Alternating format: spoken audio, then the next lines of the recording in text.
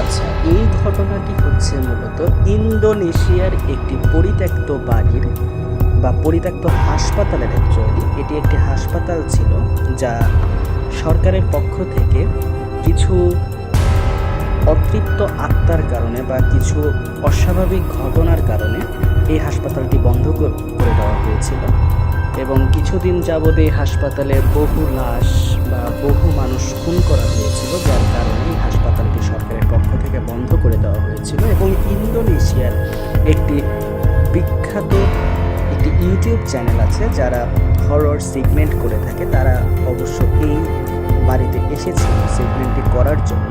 এবং আপনারা দেখতে পাচ্ছেন যে তারা এসে এখানে দেখতে পাচ্ছে যে এমন এক ধরনের একটা দৈত্য আকৃতির, যার চোখ জ্বলছে এবং মুখটা কিছুটা মানে এটা গরুর মুখের মতো বা মহিষের মুখটা যেরকম হয় এই ধরনের, এবং চোখ দুটো জ্বলছে। তারা কিছুক্ষণ আগে হাসপাতালের ভিতরে দেখেছিল এবং দেখে তারা যখন বের হয়ে চলে আসছে ভয় পেয়ে যে না, ওখানে থাকাটা একেবারেই নিরাপদ না, মানে একদম তাদের কাছে চলে এসেছে। এবং বাইরে এসে দেখছে যে এই আকৃতিটা আস্তে আস্তে বড় হতে হতে গাছের থেকেও বড় হয়ে গিয়েছে। আপনি একবার দেখেন, এটা মিনিমাম 4-5 তলা তো হবে, এত বড় হয়ে গিয়েছে, গাছের থেকেও বড়।